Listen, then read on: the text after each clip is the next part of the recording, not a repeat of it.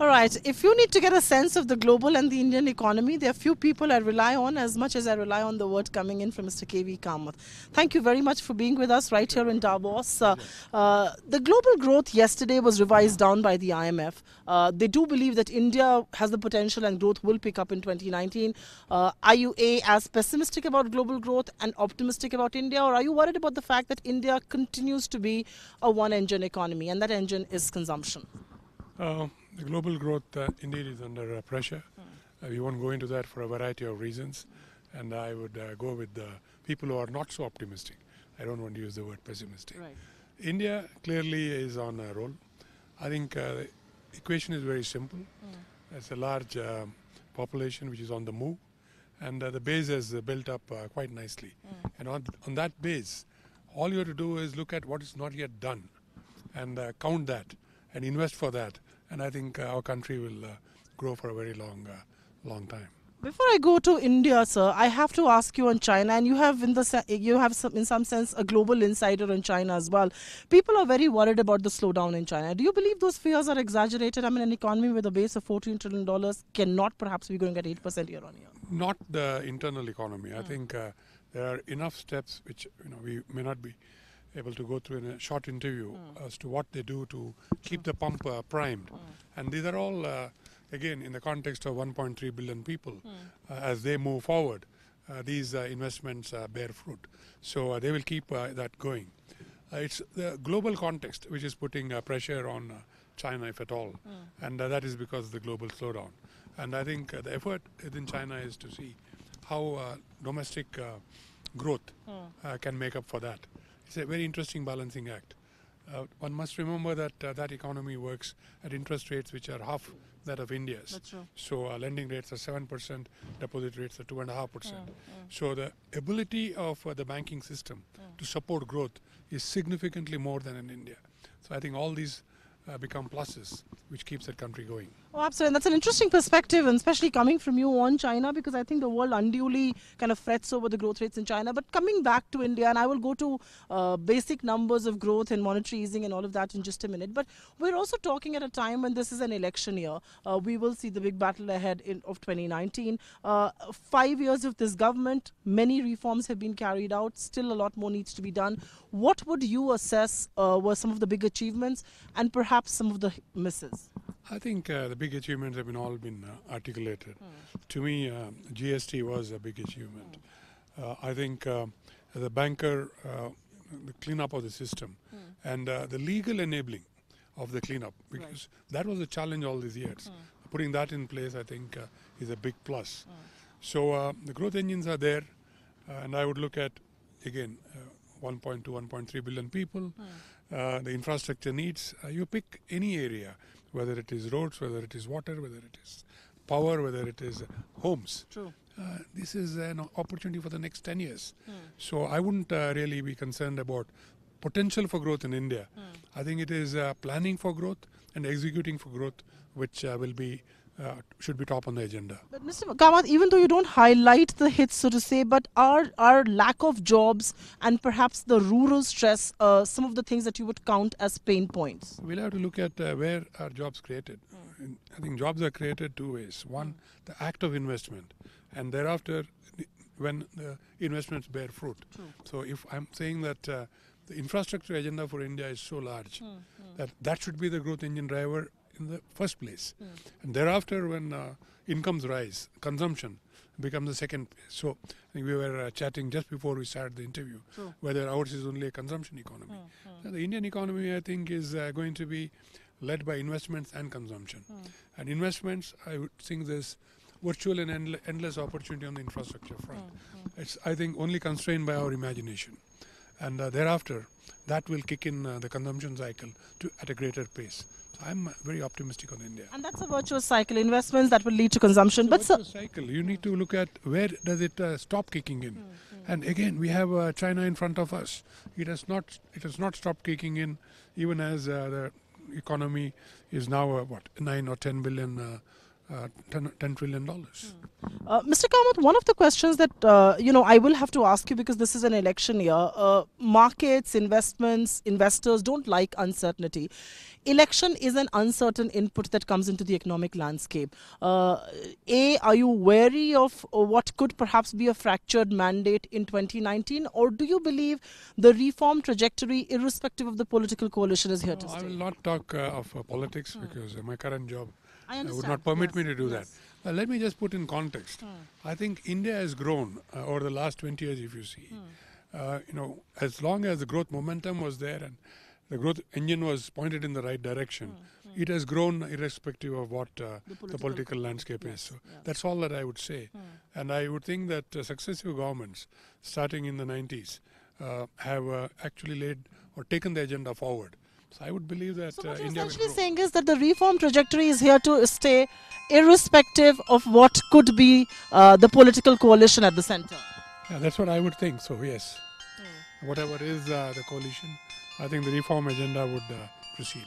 It's 3 p.m. here in Davos and we can hear the wind bells chime. But I will take on my questions and I will have to ask you a question on the budget. I don't know how long this goes for, but just for our viewers, these are bells that are ringing in Davos to announce this is 3 p.m. I'm just going to wait for this to stop and then we can perhaps continue with our interview. Okay. One of the questions that I want to ask, sir, is on the budget. A union budget is right around the corner. Many people believe this is going to be the fine balancing act in being populist or being prudent. But if I were to tell you the landscape, and the landscape in India right now is that there is a big expectation of an agri relief package. Do you believe the markets will buy into the rationale of one, given that there is an agrarian stress and perhaps farm sector needs a helping hand? Yeah, I'll put it this way. I think every government acts in terms of what I would call the larger public good. And I can only say that as long as any step that's taken is in the larger public good, and that always tells well on the economy. So without first-hand having knowledge of that, I wouldn't be able to comment. But clearly, whatever is in the public good should impact well on the economy and should mean well for India. Do you believe some amount of fiscal slippage, if it's in the larger public good, if it's a larger lifeline to a sector that needs it, is going to be acceptable? What I have seen so far, this Indian governments are wary of any fiscal slippage. So I wouldn't take a call that there will be a fiscal slippage this time around. That's being optimistic, and we hope the government will listen to you. But on a larger landscape, sir, you've seen the liberalized India and you've seen the conservative economy that India once was. Do you believe economic reforms in a democracy like ours are difficult to sell? Well, as long as the fruits of growth are evenly distributed in a way that people feel it, that they have benefited from their growth, I think whatever be your government structure, I think people will welcome change. Mr. Kamath, quickly moving on to the legislative framework for cleaning up of bad loans, and you mentioned that, and I think that's one of the big greens in this government's report card, the fact that there is an IBC in place, there's a bankruptcy code.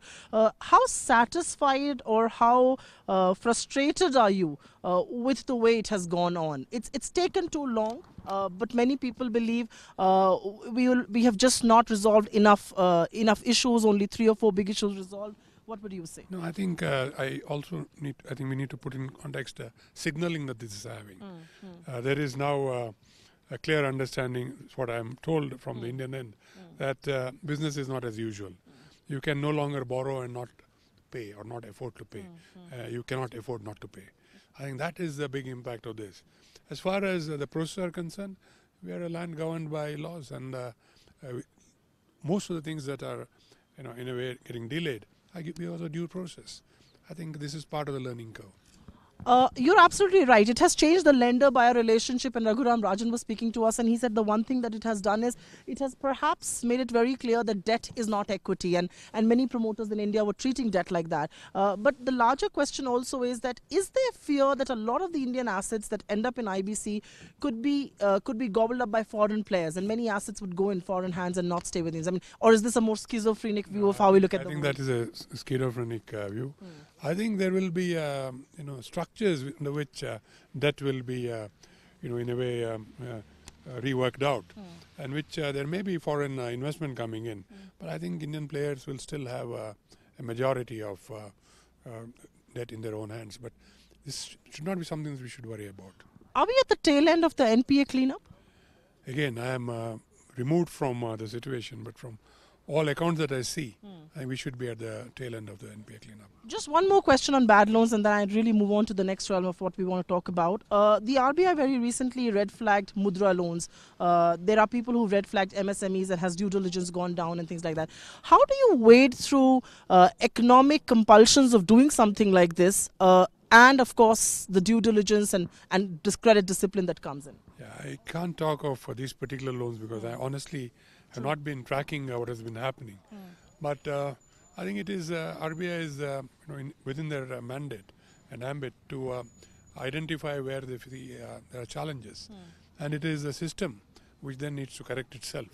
So I'm sure this also is a learning curve, because the number of loans that would have been done under this scheme, I think, is of an order which the country has not done before.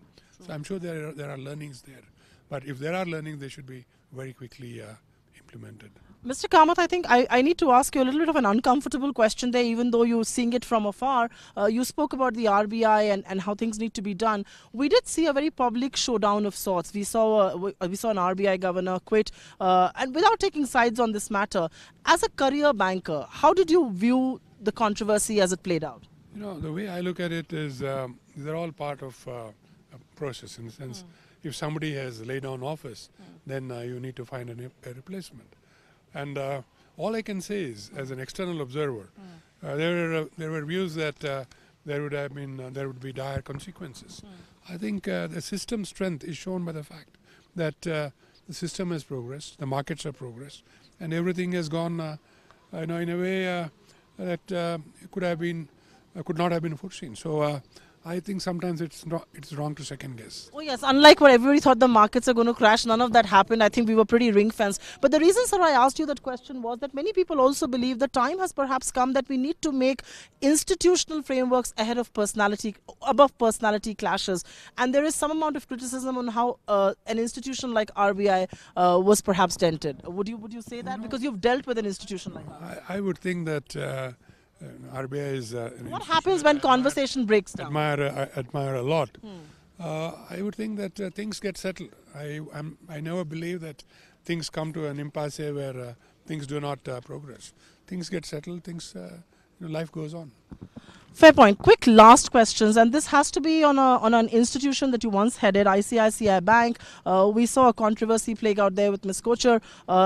From afar, did you see that controversy? And many people say, were there lack of processes and systems in place that could have seen a controversy like that break out in the first place? And I think on that subject, sitting out here, it's very unfair for me to comment. I think let the process from within the bank articulate whatever has to be articulated.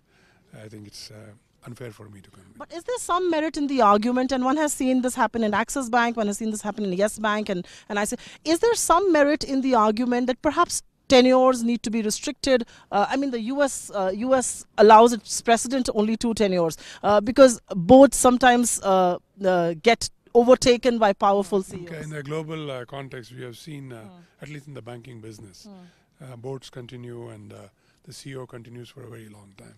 I don't think there is a do or don't in this. I think the boards have to be vigilant. Governance has to be at the forefront. And the board has to course correct as it goes along. I think that's what happens everywhere. And I'm sure that's what will happen in India as this whole process of governance matures to the next level. So you believe that robust boards should be able to take care of powerful CEOs even if they continue for many terms? Indeed, that's the reason why you have the board in the first place. And if the boards are not going to exercise that, then I would think the boards would be derelict in their duties. I think it's only fair that I end with asking you a question on your present duty. And IMF and World Bank are multilateral institutions, and BRICS Bank was put in place for something like this. How has the progress been, and how satisfied are you with your tenure there now? Living. Have you started saying ni hao to people you meet? Yes, I have started saying ni hao to people that I meet. The first word I learned was Lajo Jiang. What does that mean? Get the red chili paste. So you needed that to survive. After that, life became easy. Yes. I think it's now 2/3 of the way into my term. True. I think the bank has been set up. It is functional. It is borrowing and lending now. I think we have done almost 8 billion or a little short of 8 billion in 3 years. For the current year, we have set a very ambitious target of doubling that number. India, are you on course? We are on course to double that number. And India, I think we have done a little over 2.5 billion, and we aim to do 2.5 billion this year. So I think things have gone well. It's a multicultural team. It was a learning experience for me, how to work with 5 different cultures. But it's been very satisfying. And I think when I come back, probably can look back at a bank which is well set to perform in the future. And a bank that should be our answer to the IMF and the World Banks of the world. Thank you very much, Thank Mr. you, Kamath, for speaking to us. Always a pleasure. Mr. Kamath there in conversation with us right here at Davos at the World Economic Forum. This is a voice that matters on India's banks, Indian industry, and of course, India's economic landscape.